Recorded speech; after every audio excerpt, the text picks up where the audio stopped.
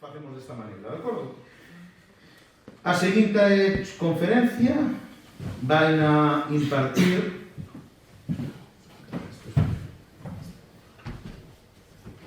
Lucía Romar, que é Lucía Romar, que é residente do Hospital de Pontevedra. Vale, pues muchas gracias por vuestra asistencia. La ponencia que me tocó fue moviendo esqueleto, cómo prevenir fracturas y fortalecer los osos. Voy a seguir el siguiente esquema. Primero vamos a definir qué es la osteoporosis, cuáles son sus síntomas, cuáles son las causas, cómo identificamos a los pacientes de tener riesgos de osteoporosis, cómo la tratamos, qué tipo de ejercicio se recomienda a estos pacientes y dónde me puedo informar como paciente. Empezamos entonces por algo básico, que es conocer los huesos. Para entender la osteoporosis tenemos que saber que el hueso no es simplemente un órgano relleno de calcio, sino que se compone de diferentes tejidos, como el tejido óseo, el cartilaginoso, el vascular, el conjuntivo, el adiposo e incluso el tejido hematológico. El esqueleto es la parte del cuerpo que va a formar la estructura del soporte del organismo y también va a proporcionar su disposición espacial. Cuando nacemos tenemos 359 huesos y en los primeros años de vida se van a reducir porque muchos de ellos se van a consolidar, quedando finalmente con 206 huesos el esqueleto adulto. Y va a suponer hasta el 12% del peso corporal. Una vez que sabemos que el hueso pues, es un órgano mucho más complejo de lo que espero que antes hayáis pensado, ya podemos definir qué es la osteoporosis. La osteoporosis se puede decir que es una enfermedad esquelética en la que se produce un desajuste entre la formación y la destrucción de hueso. Y vamos a ver que la destrucción va a ser mucho más mayor que la formación de hueso. Por lo tanto, ¿qué vamos a obtener? Pues una densidad de masa ósea menor y una alteración de la resistencia al hueso, que lo que va a producir es que el hueso sea mucho más frágil y mucho más poroso. ¿Qué va a dar esto? Pues las fracturas por fragilidad. ¿Y cómo las definimos? Pues son aquellas fracturas que se producen pues, por un impacto mínimo, es decir, una caída, por ejemplo, desde nuestra propia altura, o incluso de manera espontánea, siempre pues, descartando que no haya pues, una causa médica que la justifica, como pudiera ser pues, una metástasis ósea. De hecho, hoy en día se considera que el hecho de que haya una fractura por fragilidad ya es diagnóstico de una osteoporosis. La OMS, la Organización Mundial de la Salud, define la osteoporosis como un T-score, que vamos a explicar después lo que significa, menor a 2,5, bien en cabeza femoral o bien a nivel de la columna vertebral, la columna lumbar, y la presencia de una fractura osteoporótica, una fractura por fragilidad. Aquí es como nosotros vemos pues, los informes de la geometría, que se tienen que hacer en dos localizaciones, en la cabeza femoral y la columna lumbar, y nosotros, especialmente en la población mayor de 65 años, nos fijamos pues, donde están los redondeles rojos, ¿vale? En el T-score. ¿Es muy común? Pues la respuesta es que sí. Su prevalencia aumenta con la edad y como últimamente la tendencia es que gracias a los avances pues, tanto sanitarios como tecnológicos, la población tiende a envejecer. De hecho se postula pues, que en el año 2050 haya pues, 40 millones de pacientes mayores de 85 años. ¿Esto qué hace? Pues que la población esté envejecida. Como la población está envejecida, pues sus órganos no van a ser exclusivos. Tal como envejece el corazón, pues nuestros huesos también van a envejecer. Por lo tanto, se postula que hasta 3 millones de personas en España tienen osteoporosis. De hecho, en 2017 se estimaron que hubo 330.000 fracturas por fragilidad, que le suponen 37 fracturas por hora. ¿Cuáles son sus síntomas? Se piensa que la osteoporosis da dolor y la respuesta es que no. De hecho, se define como una epidemia silenciosa. Lo único que da dolor es la fractura, es decir, su consecuencia, y no siempre es así. De hecho, las fracturas vertebrales, hasta un tercio, pasan desapercibidas. Lo vemos en pruebas de imagen que pedimos pues, muchas veces por otros motivos. Lo que sí es un problema actualmente es la fractura de cadera, porque se considera que es un acontecimiento grave, debido a que supone pues, una pérdida de calidad de vida de los pacientes que la sufren, ya sea momentáneamente o incluso pues, que pueden quedar incapacitados de por vida, y supone también un elevado coste sociosanitario. Las fracturas más frecuentes, bueno, resaltar que son las vertebrales, las de cadera y las de muñeca. ¿Y qué causa la osteoporosis? Pues bueno, realmente no hay una sola causa en sí. En el interior del hueso se van a producir durante toda la vida numerosos cambios metabólicos, alternando pues, fases de destrucción y fases de formación de huesos, y estas pues, van a estar reguladas por diferentes factores, principalmente pues, hormonales, metabólicos, los hábitos tóxicos, la cantidad de deporte que hagamos. Aquí vamos a introducir un nuevo concepto, que es el concepto de pico de masa ósea. El pico de masa ósea es, por decirlo de una manera, la cantidad máxima de masa ósea que vamos a tener. Durante la niñez, durante la adolescencia, vamos informando ese hueso. que siempre va a ser menor en mujeres que en varones. Por lo tanto, ya partimos, pues, por decirlo de una manera, de un estándar un poquito más pequeño. A partir de los 35 años, se supone que de manera natural nosotros vamos a empezar a perder esa máxima masa ósea que tenemos. Y sobre todo se va a ver acelerada en pacientes cuando llegan a la menopausia. Las mujeres van a verlo de una manera mucho más acelerada una vez que retiremos, pues, ese factor hormonal. Después, evidentemente, van a existir otras causas que bien lo aceleren o bien lo vayan frenando, que serían, por ejemplo, en este caso, el alcoholismo, los fármacos, las enfermedades reumáticas, que vamos a ver después con más detalle. ¿Y yo tengo riesgo de tener osteoporosis? Pues bien, ¿qué podemos hacer nosotros como médicos? Pues principalmente 4 cosas. La primera, evaluar los factores de riesgo. Principalmente hay 5 factores de riesgo que van a incidir en tener una osteoporosis y consecuentemente una fractura por fragilidad, que serían el sexo, la edad, la densidad mineral ósea, el antecedente personal de una fractura por fragilidad en la familia de primer grado y un peso corporal bajo, un IMC bajo. También aprovecho aquí para resaltar que cuando tenemos una fractura por fragilidad, en los 2 primeros años existe un riesgo elevado de tener una segunda fractura, que es lo que nosotros llamamos riesgo inminente de fractura. Pero, como hemos dicho antes, a pesar de tener esos 5 factores fundamentales, vamos a tener una múltiple gama de factores que pueden predisponer a tener osteoporosis y, por supuesto, pues, fracturas osteoporóticas. Entre ellas, muchas enfermedades endocrinas, como puede ser, pues, el hipogonadismo, la diabetes tipo 1, el hiperpartiroidismo, la diabetes tipo 1, la artritis reumatoide, los problemas más activos como la enfermedad de Crohn o la colitis ulcerosa, déficit de vitamina D, déficit de calcio y después, evidentemente, pues también fármacos, entre ellos los glucocorticoides, que como sabemos pues se dan en muchas de nuestras enfermedades reumatológicas. También los inhibidores de la aromatasa, que son medicamentos que se dan sobre todo en el cáncer de mama, y anticonvulsivantes, antidepresivos e incluso antihipertensivos. ¿Qué hacemos después? Pues realizar pruebas de imagen. La prueba de imagen por excelencia es la densitometría ósea. ¿Y qué vemos ahí? Pues como hemos dicho antes, el T-score. El T-score es un parámetro que compara la densidad mineral ósea por la población joven de 20 a 29 años con densidad mineral ósea normal. Y de ahí pues hace, no sé cómo decirlo, cómo explicarlo, pero hace como un balance sobre qué diferencia hay entre nuestra densidad mineral ósea y la de la persona que estamos haciendo la densimetría. Cuando tenemos una desviación estándar mayor a 2,5 en cuello y o en columna lumbar, podemos hablar ya de osteoporosis.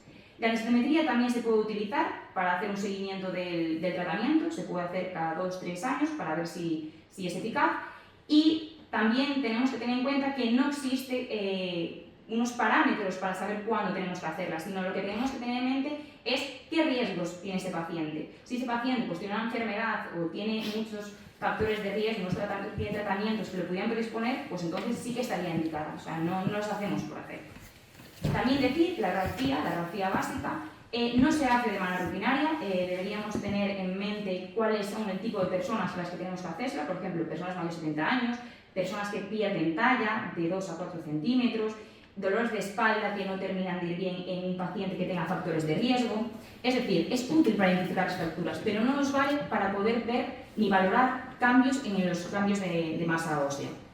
Sobre todo, además de para poner la etiqueta de la fractura, para nosotros es realmente útil para establecer un tratamiento u otro. Aquí, por ejemplo, vamos a ver cómo veríamos nosotros en una radiografía simple los diferentes acuñamientos vertebrales. Después, ¿qué podríamos hacer? Pues realizamos un protocolo de estudio. El protocolo de estudio se hace pues, en muchas enfermedades. ¿En este qué buscaríamos? Pues haríamos una buena anamnesis, una buena exploración física, tendríamos que hacer una analítica incluyendo un hemograma y una bioquímica. ¿Y qué veríamos allí? Pues podríamos pedir la paratormona, podríamos pedir un perfil tiroideo, una creatinina para ver la función renal de nuestros pacientes, los niveles de calcio, los niveles de vitamina D, un proteinograma y siempre estudiar si es una osteoporosis primaria o secundaria, es decir, que se pueda deber a algo, especialmente en gente joven. Y resaltar que los marcadores del cambio óseo no se utilizan de rutina, no es algo que nosotros pidamos en una analítica rutinaria en nuestros pacientes. Y por último, una vez ya teniendo todos los factores de riesgo y habiendo estudiado a nuestros pacientes, ¿qué podemos hacer? Pues emplearíamos herramientas de predicción de riesgo. Como bien dicen las palabras, lo que para que servirían son escalas de puntuación para valorar el riesgo de padecer osteoporosis o fracturas osteoporóticas en un plazo de tiempo. La más empleada es el TRAX, es la que más hacemos, pero aún así hay que tomarse con cautela los resultados porque tienen un rendimiento bastante moderado.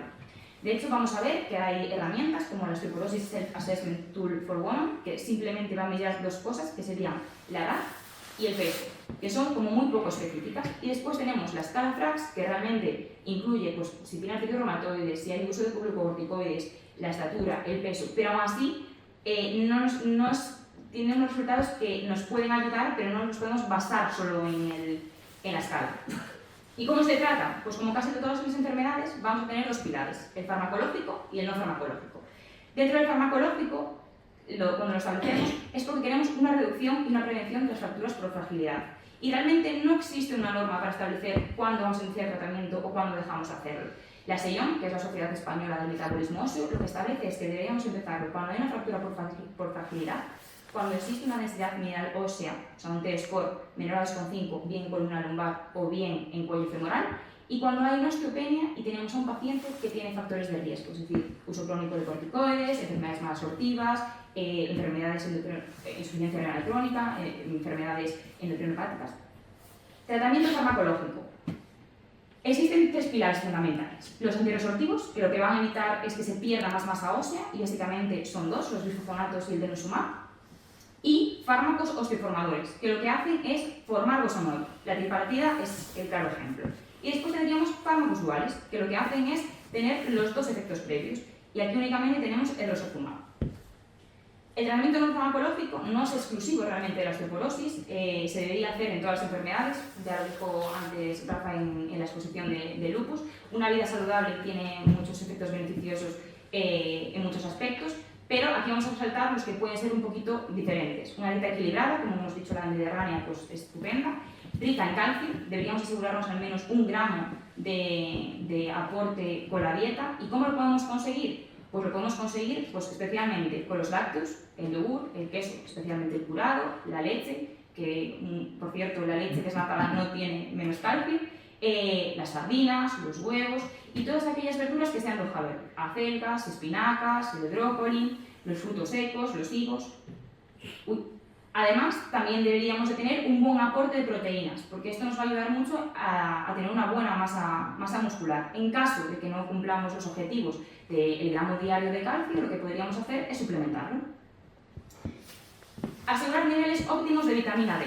Cada vez consumimos menos vitamina D, también porque se trabaja más en el interior y usamos cada vez más cremas, porque bueno, cada vez nos preocupa más el fotoenvejecimiento y los problemas de la piel como son las neoplasias. Entonces, evidentemente no nos podemos exponer en exceso a la luz del sol por problemas obvios. Hay que tener una exposición sensata, es decir, con sentidiño, como diríamos aquí, y se recomienda una exposición diaria en cara, manos y brazos durante 10-15 minutos. Evidentemente, esto en febrero en Galicia es impensable. Por lo tanto, lo que nos planteamos siempre es la suplementación, si es posible. De hecho, bueno, a modo anecdótico, vi el otro día un estudio de Valencia, hecho en 2017, donde se ve que en los meses de octubre a febrero haría falta casi 2 horas de exposición solar, cosa que aquí sería impensable para obtener los niveles de vitamina D, mientras que en julio harían falta 5 minutos de exposición. Además de eso, evitar tabaco, exceso de alcohol, que eso no son cosas obvias. Cuanto más tabaco y cuanto más alcohol, es dosis dependiente, por lo tanto más masa ósea vamos a perder. Evitar las caídas, que esto es especialmente importante en gente mayor, porque ya sabemos que la osteoporosis no es exclusiva de gente mayor, pero sí que es más prevalente en gente mayor. Acudir al médico si existiese una fractura tras una caída banal y realizar ejercicio físico de manera regular, y siempre un ejercicio personalizado y adaptado a la persona. Mejoras en el hogar. ¿Qué podemos hacer? Pues muy importante. Primero, esperar siempre pues, un poco antes de levantarnos, no levantarnos de golpe, tener una casa bien iluminada, hacer revisiones oftalmológicas para evitar problemas visuales que predispongan a caernos, tener un teléfono en lugares accesibles, intentar usar platos de ducha en vez de bañeras, usar zapatillas que recojan todo el pie, bueno, cosas que son obvias pero que muchas veces pasamos por alto. ¿Y qué tipo de deporte debo hacer? Vale, lo principal, lo que tenemos que hacer es ser regulares en eso que hagamos. Después, lo que recomendamos es adaptarlo a la edad. Como hemos dicho antes, el pico de masa ósea se obtiene en la niñez y la adolescencia y los primeros años de la edad adulta. Por lo tanto, ahí recomendaríamos un deporte de alto impacto, es decir, aquello que sea pues, correr y que incluya saltos, baloncesto, fútbol, voleibol, béisbol. Una vez que ya tenemos establecida la osteoporosis o que ya tenemos fracturas, se contraindica hacer deporte de alto impacto y en cambio se favorece el deporte de bajo impacto. Se contraindica levantar pesos, se contraindicaría también, por ejemplo, torsiones bruscas o extensiones o flexiones del tronco, y se ha visto que deportes como el yoga, como el pilates y como el tai chi, lo que hacen es mejorar la propiocepción. ¿Y esto qué hace? Pues tener una buena higiene postural y nos ayuda también a mantener el equilibrio. Por lo tanto, esto hace que tengamos menos predisposición a caernos y por lo tanto a fracturarnos. Como mínimo se recomienda hacer 3 sesiones de deporte a la semana, entre de 20 a 30 minutos, y siempre lo más importante es que tiene que estar adaptado al paciente, bien supervisión médica, por un fisioterapeuta o por un entrenador personal. Aquí os pongo un poco un resumen de lo que hemos dicho antes, que tiene que ser individualizado, que tiene que ser regular, y los beneficios que vamos a obtener: mejora la relación de la masa muscular al tejido graso, aumenta la fuerza muscular, aumenta el contenido mineral óseo y disminuye la probabilidad de sufrir una fractura. ¿Y qué debe incluir? Pues lo que dijimos antes, fuerza, pero sin levantar pesos. De hecho, si quisiéramos coger un peso, pues nos valdría con pesos que tengamos por casa, como una botella de agua, un drip de leche. Cardiovascular, más o menos se recomienda una duración de 30 minutos al día, como puede ser caminar o montar en bici. Y ejercicios de propiocepción, lo que hemos dicho antes, tai chi, yoga, pilates, que lo que haga es que tengamos una buena higiene postural y que controlemos bien el equilibrio. Aquí os pongo un ejemplo de ejercicios para que veamos que no se excusa no poder hacerlos, porque son ejercicios que perfectamente se podrían hacer en casa.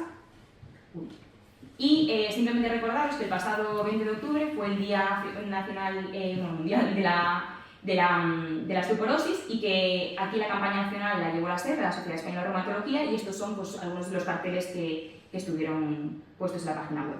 Es un resumen pues, de lo que hemos dicho en la ponencia. ¿Y dónde puede encontrar información? Pues tan importante es informar al paciente que tenemos que buscar en fuentes que sean fiables y que tengan evidencia científica. La Sociedad Española de Reumatología, que tiene un programa que se llama ReumaFit, que lo que tiene son programas determinados para cada enfermedad reumatológica. La Sociedad Española de Geriatría, la Asociación Española de la Osteoporosis y de la Artrosis, incluso la Sociedad Española de Endocrinología y, por supuesto, pues, la SOGAL. Como conclusiones, que la presencia de fracturas por fragilidad es diagnóstica de osteoporosis por sí misma. La osteoporosis no duele, lo que duele son las fracturas. Un estilo de vida saludable es necesario, no solo para prevenir la osteoporosis, sino para un amplio abanico de enfermedades. La densitometría es la principal prueba empleada, pero la radiografía no valora los cambios de masa ósea. Que el deporte es esencial, la constancia y sobre todo que sea individualizado, y que siempre debemos consultar en páginas con evidencia científica. Y nada más.